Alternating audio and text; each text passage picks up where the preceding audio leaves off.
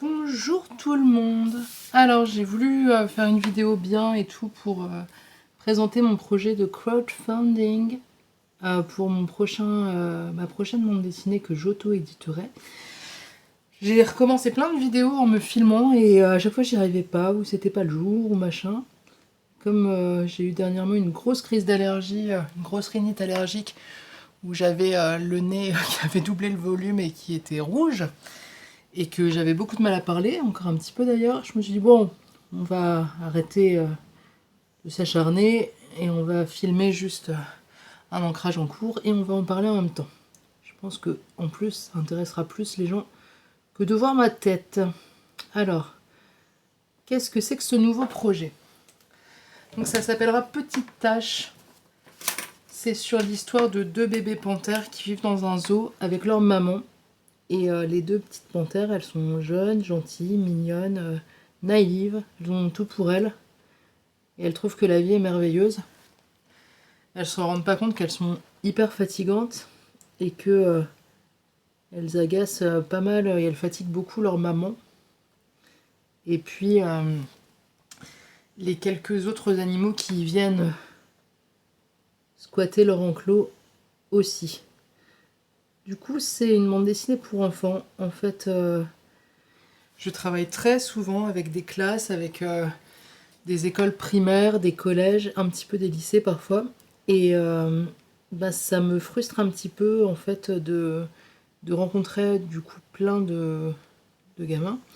Et quand ils me demandent quelle BD ils peuvent lire de moi, je suis toujours un petit peu embêtée parce que Lily et Colin, qui est vraiment une BD pour enfants très adaptée, n'est pas distribuée en France métropolitaine. Donc il y en a beaucoup qui aimeraient le lire et je sais pas trop quoi leur répondre dans ces cas-là. Oula. Et mes autres albums, je sais qu'il y a beaucoup d'enfants qui achètent Le Dernier Refuge paru aux éditions Glénat. Personnellement, moi je le conseille pas forcément aux enfants et surtout pas aux petits. C'est quand même une bande dessinée qui parle de guerre. C'est pas. Et de cimetière animalier aussi, donc c'est quand même pas la BD la plus fun du monde. Et puis, L'Or des Fous, pareil, quoi, je trouve pas que ce soit adapté à un public enfantin. Et le problème, c'est que comme j'ai un trait qui fait un petit peu dessin animé, un petit peu Disney, parfois les gens ont du mal à comprendre ça, bien que je leur explique le contenu de l'album.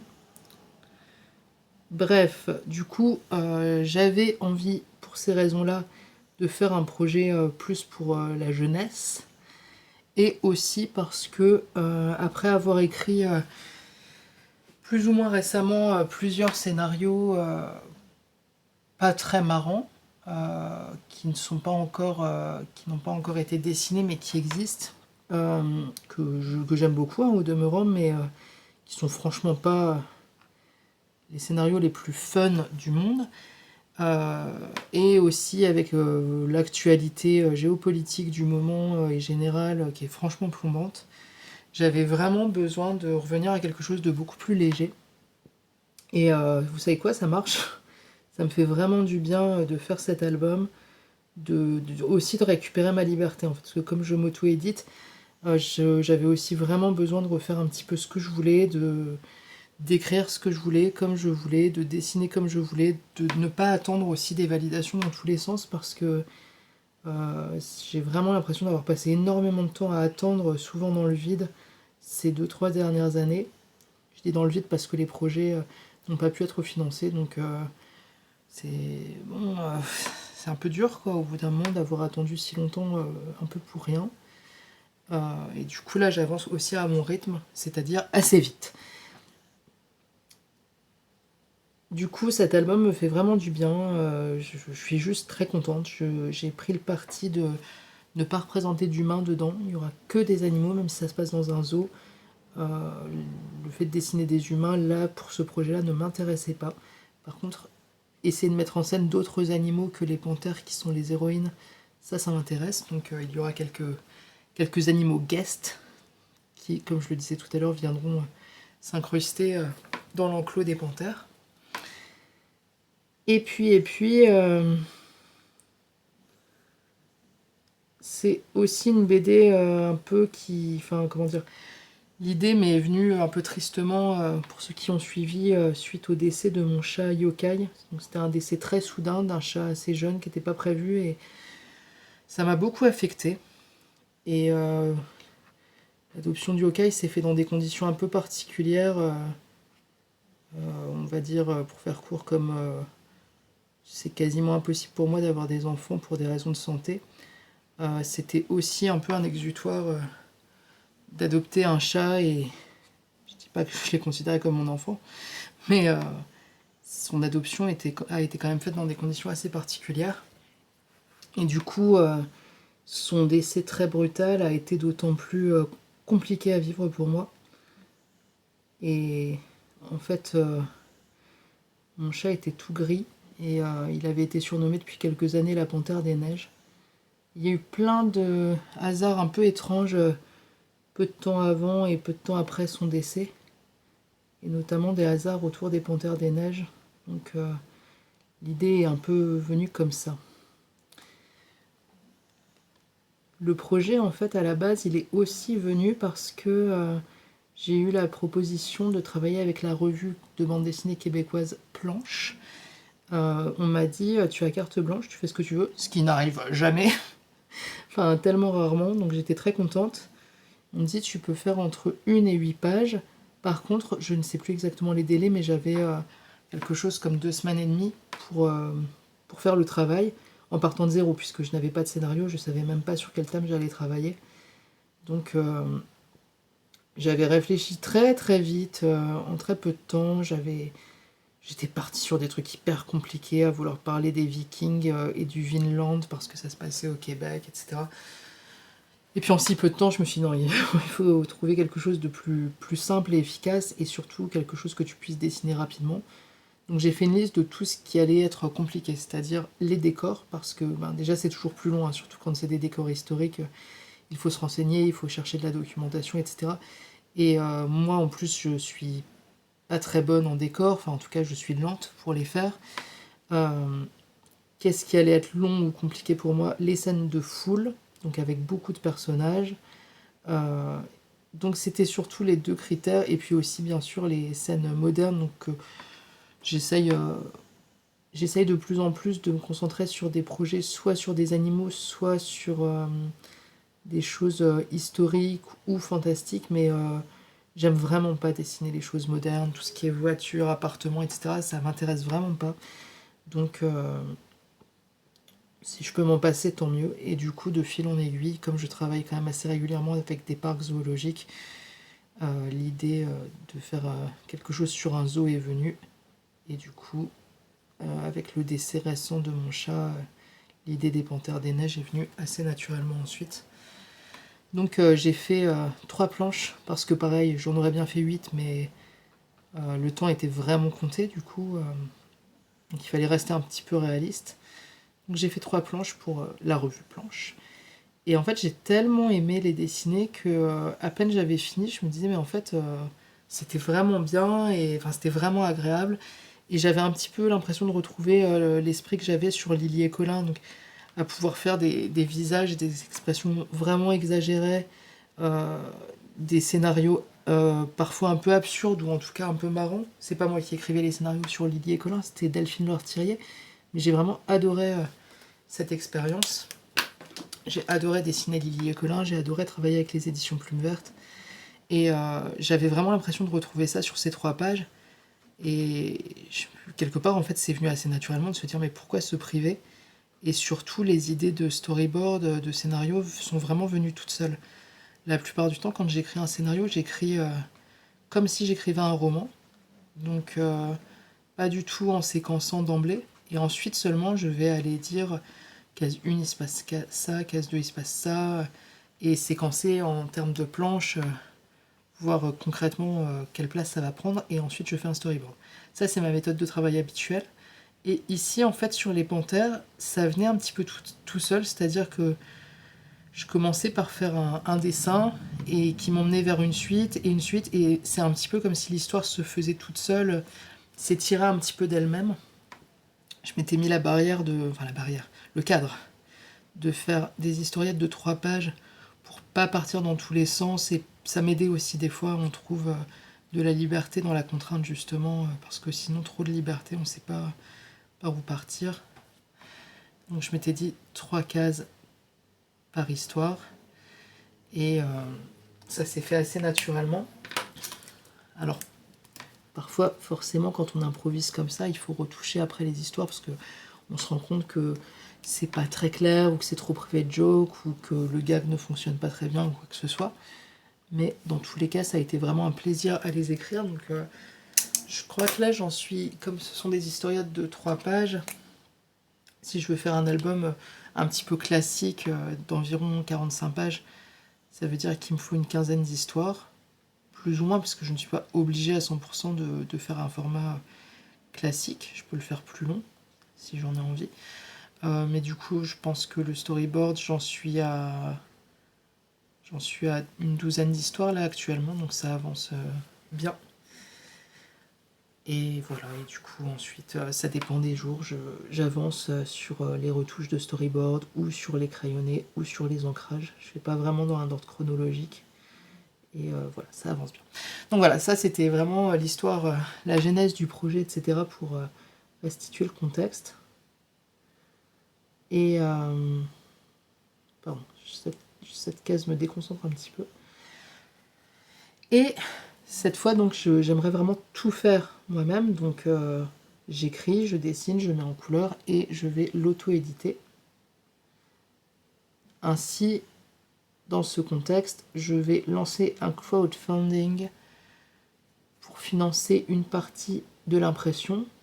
Si ça peut financer plus, alors là c'est merveilleux.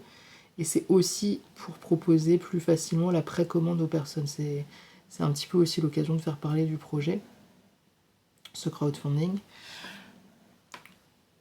Donc pour l'instant il n'est pas lancé, parce que j'aimerais avoir fait au moins la moitié de l'album, voire les 3/4 avant de le lancer. Mais si tout va bien, je le lancerai en novembre.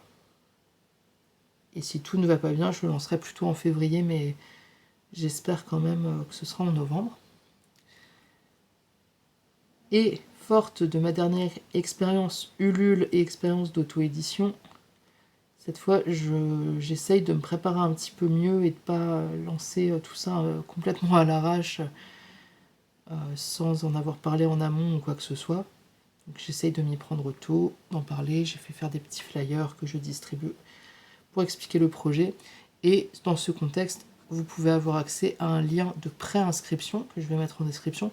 Donc préinscription, en fait, c'est juste, vous allez sur le lien, vous vous abonnez en remplissant des trucs de coordonnées du genre adresse mail. C'est vraiment, ça prend vraiment 2 minutes à faire. Et en fait, ça ne vous engage absolument à rien. C'est juste que quand le crowdfunding sera lancé, vous recevrez un email pour vous prévenir que ça y est, vous pouvez participer au crowdfunding financièrement, vous pouvez réserver des contreparties, vous pouvez faire des dons, etc. etc.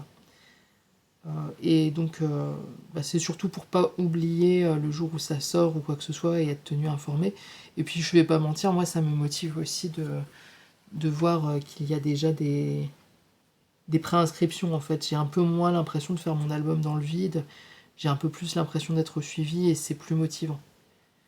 Je me doute que tout le monde n'a pas envie de se préinscrire, et certains, je pense que je serai la première à faire ça, certains doivent se dire c'est bon, je vais pas me préinscrire, je serai sur le qui-vive au moment venu. Mais voilà, je me rends compte que psychologiquement ça fait du bien en fait de voir les préinscriptions, de se dire bon, il y a du monde qui va participer, il y a du monde derrière, il y a du monde que ça intéresse. Donc voilà, ça aide. Parce que déjà que la bande dessinée c'est un métier solitaire, alors faire un truc auto-édité et seul, alors à la fois je suis très contente parce que je fais ce que je veux, mais à la fois cette solitude on la ressent d'autant plus parce qu'il n'y a personne pour dire c'est bien ce que tu fais, c'est pas bien, ou juste demander où est-ce que t'en es, quoi. Voilà, écoutez, je pense que j'ai fait le tour. Si vous avez des questions, surtout n'hésitez pas à me les poser en commentaire ou en message privé ou par mail. Concernant le crowdfunding en lui-même, tout sera expliqué au moment de la sortie, mais je peux en parler 5 minutes. Du coup, financièrement, l'imprimeur m'a fait un devis à environ 4500 €. Je dis environ parce que ça dépendait de plein de clauses, de style de papier, de vernis sélectif ou pas vernis sélectif, de pagination, parce que je ne suis pas encore sûre de la pagination. Je pense plutôt partir vers 50 pages, mais je ne suis pas encore sûre à 100% de combien de pages il y aura pour l'instant. Et puis surtout, l'imprimeur m'a dit très clairement, avec la situation économique actuelle qui change beaucoup, le prix d'ici 6 mois risque d'augmenter. Donc oui, parce que du coup, si je lance le crowdfunding à moitié ou 3/4 de l'album vers novembre, le temps de finir, le temps de faire la maquette, le temps de voir avec l'imprimeur, le temps que ce soit imprimé, etc., etc., je pense que j'aurai l'album entre les mains imprimé vers le mois d'avril ou mai, si tout va bien. Donc, voilà, selon l'imprimeur, actuellement, on me demande plutôt 4500 €, mais dans les faits, parce qu'en plus, je pense qu'il n'a pas compté la livraison des bouquins. Donc, dans les faits, je pense qu'on serait plutôt à 5000 €. Je travaillerai avec l'imprimerie de l'Habit, qui est située à la frontière belge, donc pas très très loin de chez moi. Donc, ça m'arrange parce qu'écologiquement, j'avais pas envie de faire appel à un transporteur trop lointain. Et c'est du coup une très bonne imprimerie qui travaille avec beaucoup de maisons d'édition classiques. Donc il est vraiment spécialisé dans l'impression de bande dessinée. Donc ça c'est nickel, et c'est avec eux que j'avais travaillé. Pour ceux qui ont lu mon album L'Or des Fous, c'est avec eux que j'avais travaillé, donc on a vraiment une très très bonne qualité d'impression. Ça sera vraiment pas un problème. Et puis voilà, donc ça c'est les premiers frais vraiment concrets d'impression. Et puis après, pour rappel, moi à l'heure actuelle je travaille totalement gratuitement sur le livre. Je vis sur mes économies, et voilà. Et en plus, dans le crowdfunding, je vais mettre un petit camembert, comme on dit, pour parler pognon, parce que du coup, entre les taxes de l'URSSAF et le fait que les libraires et certains festivals prennent un pourcentage sur les ventes, si je ne vends pas directement de la main à la main, si je vends via des festivals, si je fais des dédicaces en librairie, etc., il y a un pourcentage qui m'est pris qui est d'entre 15%, parfois pour certains festivals, mais qui est plus souvent de 40%. Donc 40% sur l'album, c'est vraiment énorme. Du coup, entre l'impression qui va me prendre à peu près, je crois que ça fait à peu près 20% du prix final du livre, l'URSSAF qui me prend 25%, l'imprimeur qui prend... pardon. Le libraire qui prendra environ 40%. Vous voyez, il ne me reste pas grand-chose à la fin. J'avais même fait un calcul où il ne me restait vraiment rien et où je le faisais à perte, c'est-à-dire j'avais aucun remboursement, et je devais encore... je vendais clairement l'album à perte. Donc c'est aussi pour ça le crowdfunding, c'est que vraiment financièrement c'est compliqué, et beaucoup de maisons d'édition maintenant font des crowdfunding pour financer les albums. Pourquoi pas? Moi là personnellement je suis vraiment seule en fait, j'ai personne derrière moi, j'ai personne pour m'aider à faire la publicité, j'ai personne pour m'aider à développer un réseau ou quoi que ce soit, et c'est mon argent, vraiment je me débrouille entièrement seule. Donc je tiens quand même à le souligner, à insister là-dessus, parce que mon dernier projet auto-édité, j'avais bien vu que parfois il y avait des incompréhensions, des personnes qui insistaient en disant oui mais avec qui tu travailles, avec quelle maison d'édition. Il y avait une petite confusion entre le terme crowdfunding et le truc de passer par une maison d'édition qui passe elle-même par le crowdfunding. Donc là, voilà, j'insiste un peu lourdement, mais je travaille vraiment seule et je finance tout toute seule et je fais strictement tout toute seule. Et c'est pour ça qu'un peu d'aide, ce sera pas du luxe. Et sinon, dernière chose, j'aimerais, dans un monde idéal, une fois que l'album sera sorti, reverser 1 € symbolique à une association de défense des Panthères des Neiges. Donc j'ai commencé à me renseigner, il y a au moins 2 associations, si j'ai bien compris. Je crois qu'elles sont basées au Népal. Celle dont je me rappelle et qui a l'air la plus connue, c'est Snow Leopard Trust. Donc Snow Leopard Trust. Et j'ai pris contact avec eux pour voir comment on pouvait faire pour instaurer un système de dons, etc. Et moi, j'aurais aimé aussi les citer dans le livre et éventuellement ajouter un dossier de fin sur la vraie vie des léopards des neiges dans la nature, des panthères des neiges. Donc pour l'instant, j'attends de leurs nouvelles. Si jamais je n'en ai pas, ben, je verrai sur le long terme si je peux quand même faire un système de dons. Et s'ils ne me répondent pas, je pense que je verrai pour faire des dons à un refuge pour animaux, donc pour animaux domestiques, mais je trouve que ce sera quand même mieux que rien. Et puis dans tous les cas, qu'ils me répondent ou pas, je pense quand même ajouter ce dossier de fin pour expliquer les léopards dans la vraie vie, les léopards des neiges, dans quelles conditions ils vivent, où, quand, comment, etc. Parce que rappelons que c'est une espèce menacée. Et donc c'est aussi dans ce contexte que je voulais faire ça. Dernière petite chose, donc c'est juste pour la précision, je pense qu'on s'en doutait un petit peu, mais du coup c'est aussi un album qui va parler forcément du rapport enfant-parent, et peut-être aussi un petit peu, comment ça s'appelle, postpartum. Donc parce que la maman est vraiment fatiguée, et elle en a un peu marre. Et voilà. Donc c'est aussi bien un livre qui va être conçu pour les enfants, mais qui peut aussi s'adresser aux parents, et à tout le monde, à tous ceux qui veulent. Et puis, à la fois, en fait, c'est quand même un livre qui parle d'animaux. Donc il y aura, par le biais des petites panthères, qui en fait répètent tout ce qu'elles entendent dans le zoo, parce qu'elles entendent les soigneurs passer à côté de leur enclos. Et donc elles répètent tout ce qu'ils racontent toute la journée sur plein de sortes d'animaux. Donc ce sont des petits puits de science concernant les animaux du zoo.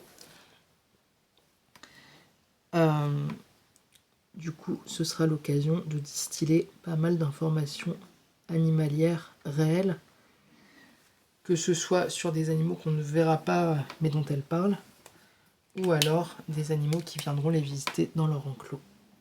Donc juste pour information, pêle-mêle, il y aura un perroquet, un saïmiri, donc les petits singes écureuils, un suricate, un lémurien. J'ai l'impression de faire une liste de lots. Un lémurien, un suricate, et je ne sais plus, on aperçoit une tortue à un moment, pas très longtemps. Et après, comme je n'ai pas encore tous mes storyboards, peut-être qu'il y en aura un ou deux autres, mais en tout cas, il y aura déjà ceux de la liste que je viens de vous citer. Voilà. Moi, je peux continuer de parler longtemps. Hein. J'ai l'impression que ma vidéo part comme à chaque fois, dans tous les sens. Mais c'est pas grave. Avouez que c'est rafraîchissant par rapport à toutes ces vidéos hyper bien faites de YouTube, très calibrées et qui parfois ont tendance à un peu toutes se ressembler. C'est rafraîchissant, non? Là, c'est la phrase de la personne qui essaye de se convaincre. Mais non, mais c'est bien ce que je fais, c'est bien.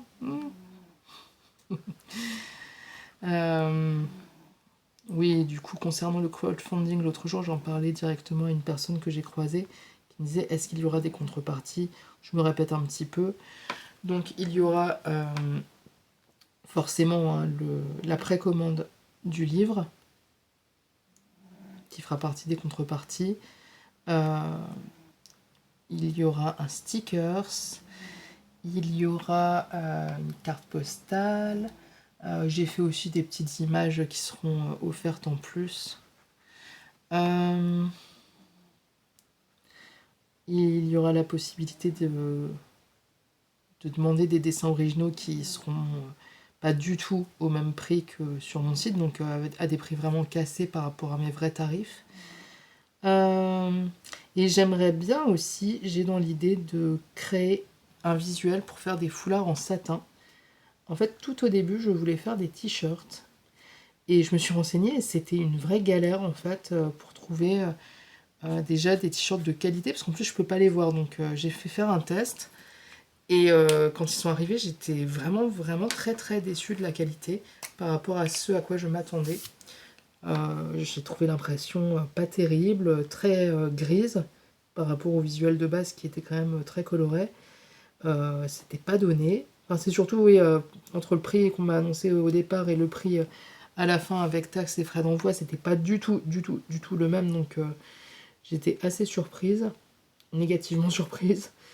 Euh, Le tissu était fin, l'impression était pas du tout comme ce à quoi je m'attendais en termes de qualité et de rendu sur le tissu. Enfin bref, c'était vraiment la grosse, grosse déception. Et du coup, j'ai passé beaucoup, beaucoup de temps à me renseigner sur plein de producteurs de t-shirts et à demander plein de devis, d'avis, etc. Et globalement, j'ai pas été très séduite par les propositions.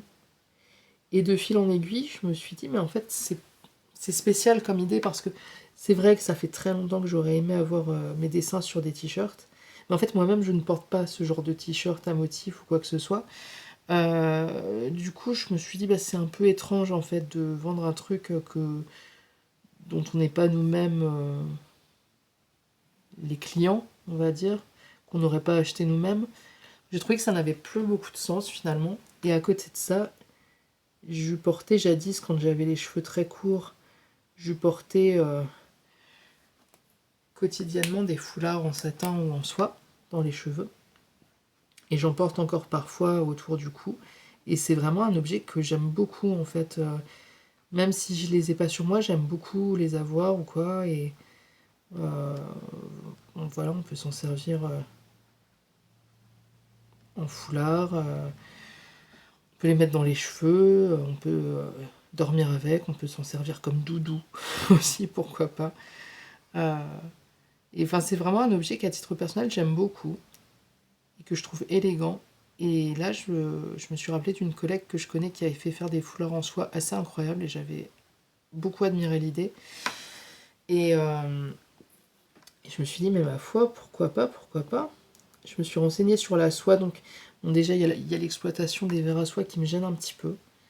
Ensuite, je me suis renseignée sur du satin très très qualitatif en viscose. Donc la viscose, c'est une version faite avec, si j'ai bien compris, de l'écorce d'arbre. Dites-moi si je dis une bêtise, ne m'engueulez pas. Mais en tout cas, c'est quelque chose qui n'est pas fait à base d'animaux, quoi, qui est fait à base de végétaux. Donc c'est vegan. Mais financièrement, ça restait quand même assez compliqué. Donc dans l'idée, je vais partir sur des foulards de satin qui seront quand même qualitatifs, hein, mais du satin de polyester. Et du coup, dans l'idée, j'aurai 3 ou 4 visuels, ça va dépendre. J'ai fait les crayonnés et il faut que je les dessine de façon définitive et que je vois ce que ça rendrait en fait sur un format carré assez grand quand même, parce que des fois on a des surprises en fait entre ce qu'on projette, entre ce que ça rend une fois que c'est dessiné et, euh, et ce que ça rend sur un tissu et au format. Des fois, enfin, ça fait quand même beaucoup d'étapes où on a le temps de se dire ouais non finalement en fait ça fonctionne pas très bien. Mais bon, donc en tout cas dans les contreparties, il y aura ces fameux foulards de satin et j'espère vraiment qu'ils vont me plaire parce que moi c'est vraiment un objet que j'apprécie et que enfin, j'ai assez hâte de les faire. Et j'espère qu'ils vont trouver preneur.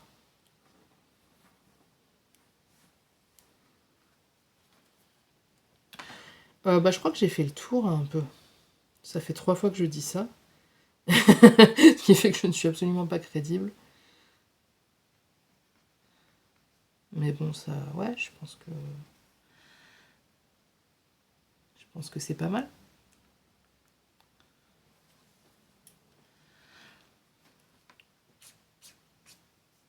Et puis regardez comme je suis heureuse de faire ces pages.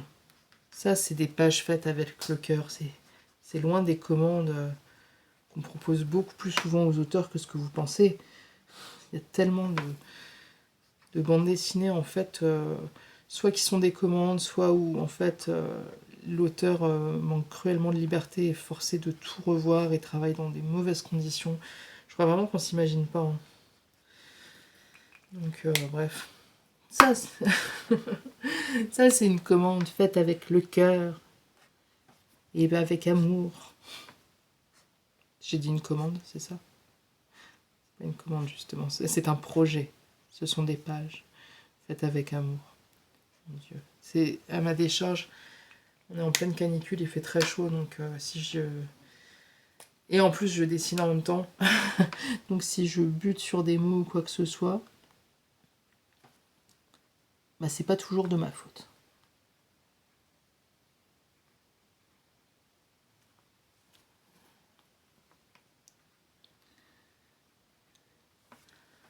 J'aurais presque fait la planche en entier pendant que je parlais. Pareil, hein, du coup, si certains ont des questions sur les pages en elles-mêmes, sur comment je dessine ci ou ça, sur mes étapes de travail, j'ai fait quand même beaucoup de vidéos pour parler de ma façon de travailler, etc.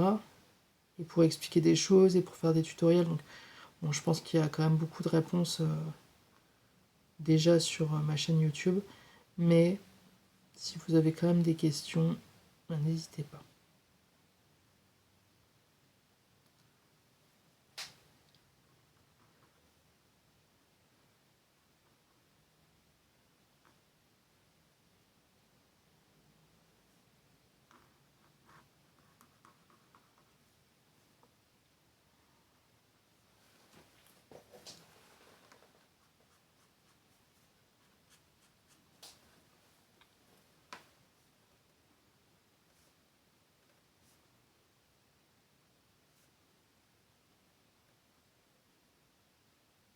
Oh, c'est trop triste, la dernière case, il y a une petite panthère qui pleure. Ça va être triste à dessiner.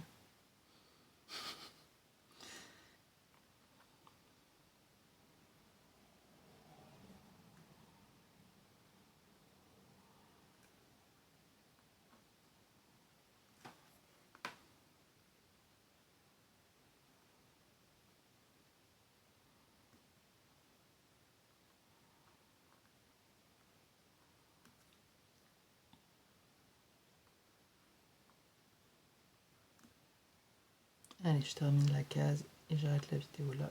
Elle était déjà bien longue.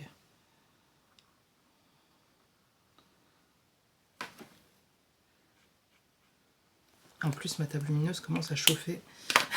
Et comme on est en pleine canicule, c'est pas forcément ce qu'on veut. Ah oui, juste, pour ceux qui demandent, je suis absolument pas financée ou quoi que ce soit, j'aimerais bien. Mes feutres, ce sont des Tombow Fudenosuke, donc marque japonaise, qui coûtent un peu cher, mais ils ont la qualité d'avoir une pointe très fine, qui fait des beaux plats et des déliés, et surtout d'être waterproof, parce que j'utilisais avant d'autres stylos équivalents, notamment pour Lily et Colin, mais qui n'étaient pas waterproof, donc ça fait toujours flipper de les utiliser. Parce que ça peut aller très vite de renverser un verre d'eau dessus ou qu'en les transportant, les dessins prennent la pluie ou quoi que ce soit. Et dans ces cas-là, c'est bye bye. Donc, déjà, c'est beaucoup plus, ça rend beaucoup plus serein. Si jamais vous voulez peindre par-dessus, faire de l'aquarelle ou quoi que ce soit, ben, du coup, c'est possible. Et on peut les trouver sous deux formes. Donc, il y a ceux-là qui sont, ça se voit peut-être pas très bien, mais le stylo en lui-même, cette partie-là, est vraiment très bleu, bleu marine, et donc il en existe voilà, des noirs, et en fait la pointe va sembler être la même, mais celle-là est beaucoup plus souple, et du coup potentiellement un petit peu plus compliqué à utiliser quand vous avez un truc super précis à faire. En tout cas moi je suis plus à l'aise à utiliser ça pour des planches de BD, donc la version bleue, où la pointe est beaucoup plus dure, mais vous pouvez quand même faire des pleins et des déliés. Je précise cette marque parce qu'en fait j'ai mis des années à la trouver, et même quand je voyais des collègues l'utiliser de loin, j'avais jamais l'occasion de demander ce que c'était, et ça fait que quelques années que enfin j'ai réussi à choper cette marque, et que du coup j'ai pu en acheter, et voilà. C'est bon à savoir. Bon, je vais m'arrêter là. Je mets le lien dans la description, n'hésitez pas à aller vous préinscrire au Ulule si vous voulez plus d'informations dessus, parce que la page est prête hein, du Ulule, mais c'est juste qu'elle n'est pas encore visible pour le moment. N'hésitez pas, je vous enverrai des choses si vous voulez en savoir plus. Et sinon, je me répète, lancement du Ulule, si tout va bien, vers le mois de novembre, normalement. Et voilà. Et si jamais vous voulez me faire un don complètement en dehors du Ulule ou quoi que ce soit, ou j'en sais rien, j'ai toujours une page Buy Me a Coffee. Donc vous allez sur Buy Me a Coffee, vous tapez Alex Imé, vous pourrez me trouver. C'est vraiment quelque chose juste pour faire des dons aux gens, pour aider. Voilà. Bonne journée à tous. Bon courage avec la canicule si vous me regardez en ce moment ou à une prochaine canicule. Et à bientôt.